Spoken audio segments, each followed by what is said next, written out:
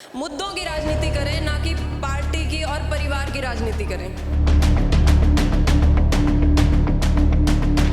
आपको आपके बीच रहेगा और आपका अगर कोई एक भी काम ना करे तो मैं खड़ा हूं, हम उसके कान मरोड़ेंगे और आपका हर एक काम करवाएंगे। अगर हमारा विधायक चुनकर आता है और 2 साल के अंदर अगर यहाँ के स्कूलों की हालत नहीं सुधरे तो अगली बार यहाँ से लात मार के भगा देना सत्येंद्र सिंह।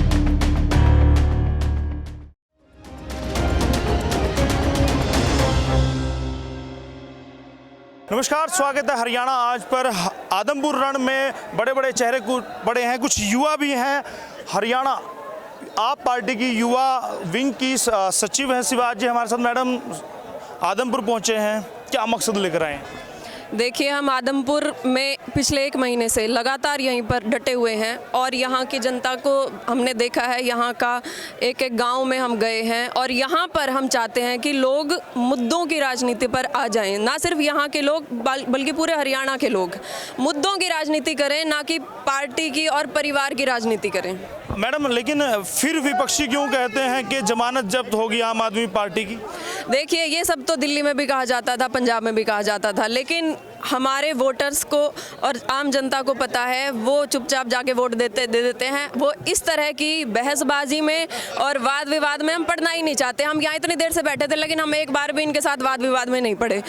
हाँ जी मैडम, अगर आपका विधायक बन जाता है, सत्येंद्र सिंह विधायक बन जाता है, आम आदमी का एक विधायक विधानसभा में होगा, क्या बदलाव करेगा, क्या विकास करेगा आम आदमी के लिए? देखिए, बेशक हमारी सरकार इस बार नहीं बन पाएगी, सिर्फ एक विधायक आ पाएगा, लेकिन उस एक विधायक की गारंटी अरविंद केजरीवाल जी खुद दे रहे हैं कि अगर वो विधायक आपको आपके बीच रहेगा और आपका अगर कोई एक भी काम ना करे तो मैं खड़ा हूँ, हम उसके कान मरोड़ेंगे और आपका हर एक काम करवाएंगे। यहाँ पर स्कूलों का सुधार तुरंत शुरू हो जाएगा। कान किसके मरोड़े जाएंगे, सत्येंद्र के, मोना शिवाज के? जी, सत्येंद्र सिंह के। आपके नहीं? गारंटी आप ले रही हैं? मैंने बोला अरविंद केजरीवाल जी ये गारंटी ले रहे हैं, अरविंद केजरीवाल जी कि सत्येंद्र सिंह कान केजरीवाल साहब के मरोड़े जाएं। आप मेरी बात सुनिए, अरविंद केजरीवाल जी खुद गारंटी ले रहे हैं सत्येंद्र सिंह की कि अगर वो हल्के के लिए काम नहीं करेगा तो वो जिम्मेदार है। चलिए, अब विकास क्या करेंगे? आप जब आदमपुर की गलियों में घूमते हैं, ढाणियों में घूमते हैं, गाँव में घूमते हैं, क्या क्या दिक्कतें दिखाई दी आपको?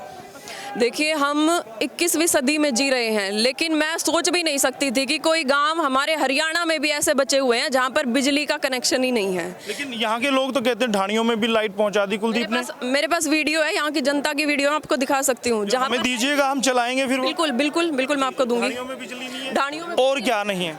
यहाँ पर हम बच्चे हर एक गांव के, मेरे पास वीडियो है, हम हर एक गांव में सरकारी स्कूल के बच्चों से मिले हैं। वहाँ पर 6ठी 7वीं 8वीं का बच्चा 2री 3री क्लास की बुक का सेंटेंस पढ़ नहीं पाता।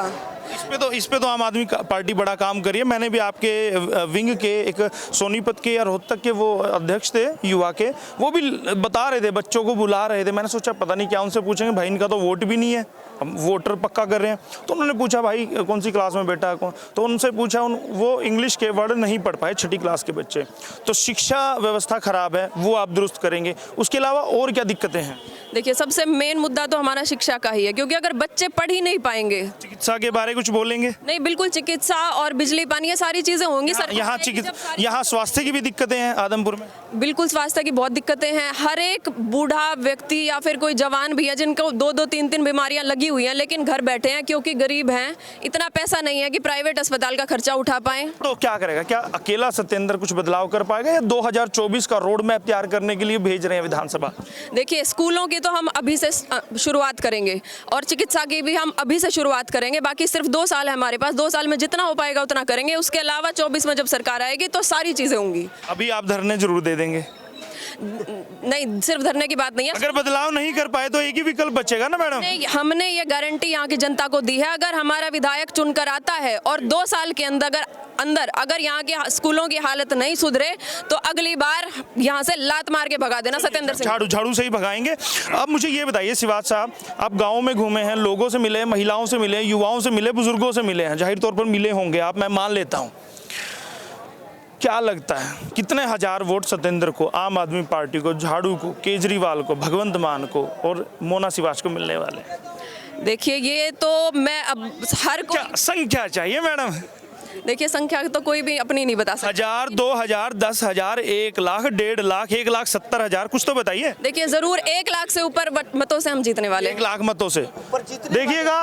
देखिएगा मैं इस वीडियो में किसी बीजेपी वाले को नहीं लेने वाला हूं। ये मोना जी का वीडियो है, वही रहेंगे। मोना जी जवाब देंगे, मैं सवाल करूंगा, आप लोगों से सवाल दोबारा करूंगा। मोना जी कहते हैं 1 लाख वोट आएंगे, विरोधी कहते हैं जमानत जब्त होगी। अब देखना होगा कि 3 तारीख को आदमपुर की जनता खटका किस चिन्ह का दबाती है, झाड़ू का दबाती हैं, कमल का दबाती हैं, हाथ का दबाती है या फिर चश्मा पहनती हैं। चलिए बहुत बहुत धन्यवाद करूंगा, आपने कीमती वक्त हमें दिया, बहुत बहुत धन्यवाद। एक और बात मैं जो बोलना चाहूँगी, यहाँ पर भजन लाल जी के बहुत सपोर्टर हैं। हम भी मानते हैं भजन लाल जी ने काम किया, लेकिन जो भजन लाल जी का नाम लेके वोट मांग रहे हैं उसमें भव्य बिश्नोई भी है। अपने दादा के नाम पे वोट क्यों मांग रहा है?